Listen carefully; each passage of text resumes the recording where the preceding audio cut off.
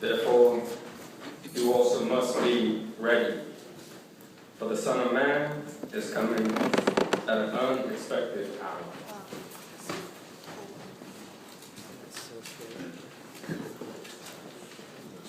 In France, early in the 1900s, before the World Wars and such, there was a famous writer, and there was a newspaper, a very famous French newspaper. It's the biggest, like the New York Times of Paris, right? Called Le Monde, the World, or whatever. And they had a writing contest, you know. And the writing contest went something like this. It said, the world will end in 5 days, or 3 days, or a week. You know, the world will end in 5 days due to a meteor strike, and it's going to absolutely decimate the world. No one will survive. What will happen in those 5 days? Dot, dot, dot. You fill it in. So the writers, it was an apocalypse story. You know, the world's going to end. So in 5 days, what will the world be like? How will we be? What will we do? What's going to happen in those 5 days? And so all sorts of writers, not famous and famous, everyday folks and the big shots professionals, all sent in their, writing samples to see, to write about what those 5 days will be like. And some wrote that there would be chaos and looting.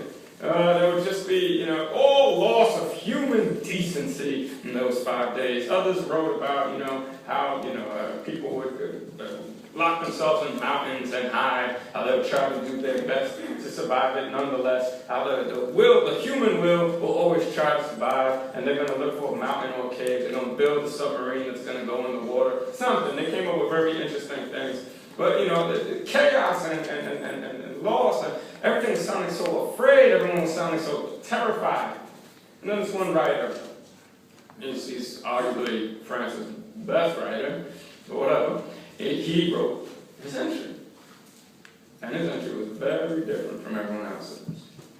And he said, in those 5 days, the scales from our eyes will fall, and we will stop procrastinating. We will call the friend we've always meant to call. We will ask forgiveness from the person we've always meant to ask. We will go to the museum and finally see that painting we've always wanted to see. We'll take that trip to Ireland or America because we've been saying we've wanted to do it for years, and we've come up with the best excuses not to go. But you know what? The end approaches, and that is what matters most to me. With the 5 days approaching, the sense of an end will take the scales from our eyes, and he says we will see what really matters to us. And we will realize the lie of our normal routine, and we will shake it off, and we will truly, for those 5 days, begin to live. The apocalypse will show us what matters. It is a judgment, not to punish or to condemn, but a judgment that says this is what counts, and this is what doesn't count. And we have wasted our time on what may not have counted. And now that we know it will end, we realize it's high time for these 5 days to do what really matters to us.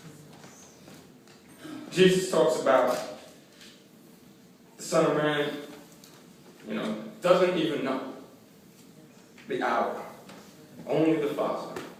But there will come a time where the Son of Man will come back.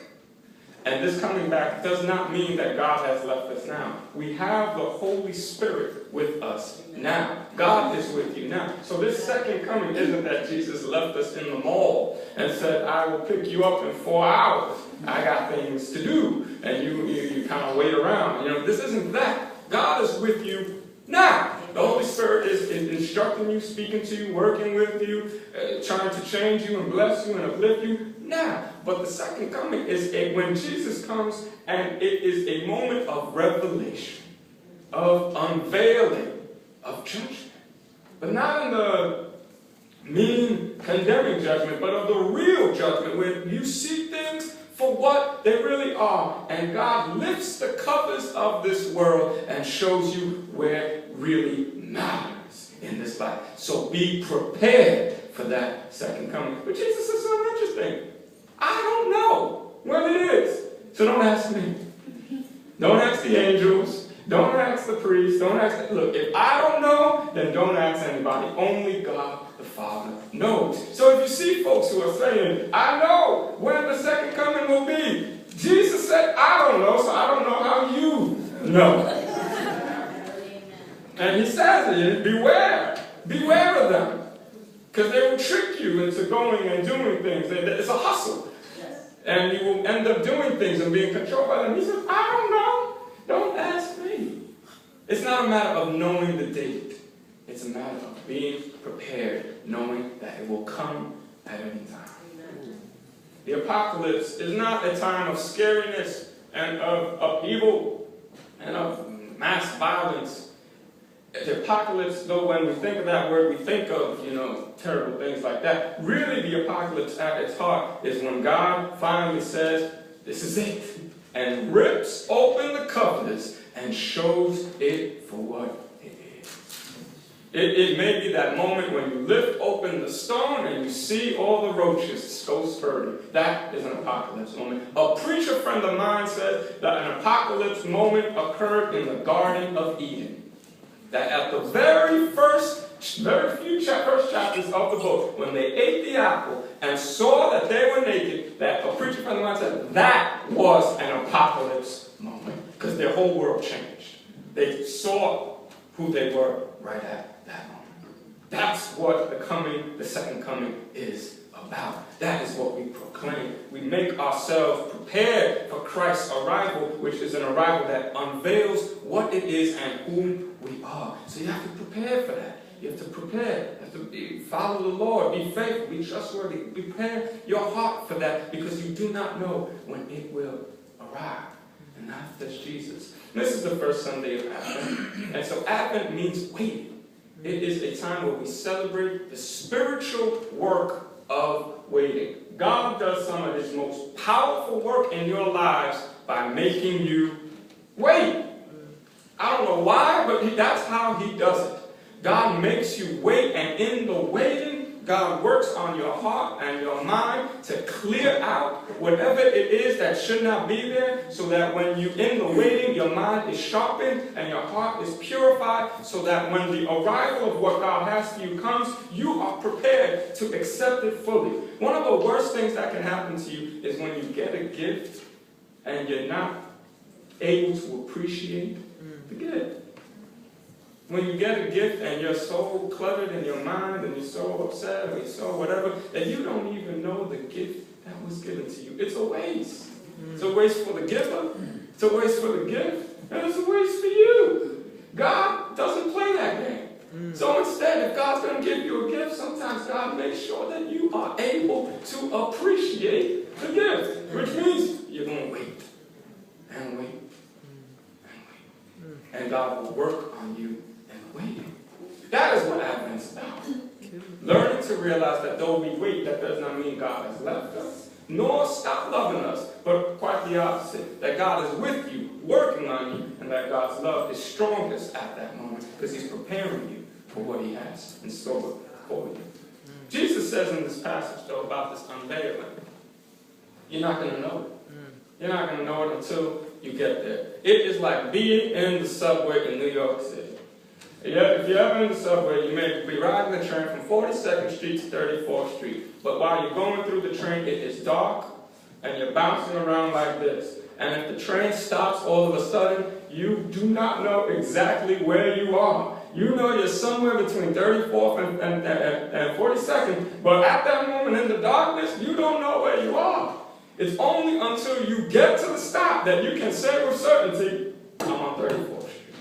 That is at times what our spiritual life is. We don't know exactly where we are until Christ shows us. And we get there. And he says this, it will not be loud. It will not be fantastic. It will come quickly and perhaps quietly. And when it comes, it's there. So there will be no time to instantaneously prepare yourselves. You must prepare yourself on the regular.